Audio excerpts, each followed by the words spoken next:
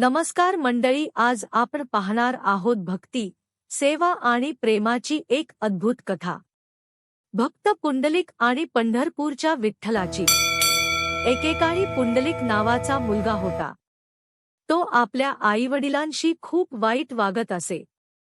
त्यांना त्रास देत असे. पण एक दिवस त्याच्या आयुष्यात मोठा बदल घडला. त्याला जाणवलं आईवडिलांची सेवा म्हणजेच खरी भक्ती. त्या दिवसापासून पुंडलिक पूर्णपणे बदलला.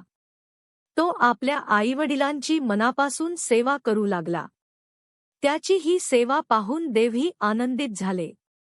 स्वतः कृष्ण म्हणजेच विठ्ठल त्याला भेटायला निघाले. जेव्हा विठ्ठल पुंडलिकाच्या घरी आले, तेव्हा पुंडलिक आपल्या आईवडिलांची सेवा करण्यात व्यस्त होता. विठ्ठल दारात उभे राहिले. पण पुंडलिकाने त्यांना लगेच भेट दिली नाही.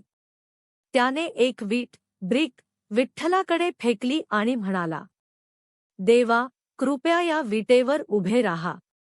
मी आधी माझी सेवा पूर्ण करतो. विठ्ठल हसले आणि त्या विटेवर हात कंबरेवर ठेवून उभे राहिले. पुंडलिकाची सेवा पूर्ण झाल्यावर तो विठ्ठलासमोर आला आणि नम्रपणे वाकून नमस्कार केला. विठ्ठल त्याच्या भक्तीने खूप प्रसन्न झाले आणि म्हणाले, पुंडलिका, तुझ्यासारखा भक्त मला प्रिय आहे. तेव्हापासून विठ्ठल पंढरपूरमध्ये त्या विटेवर उभे आहे. ही कथा आपल्याला शिकवते, आईवडिलांची सेवा म्हणजेच देवाची सेवा. खरी भक्ती म्हणजे निस्वार्थ प्रेम.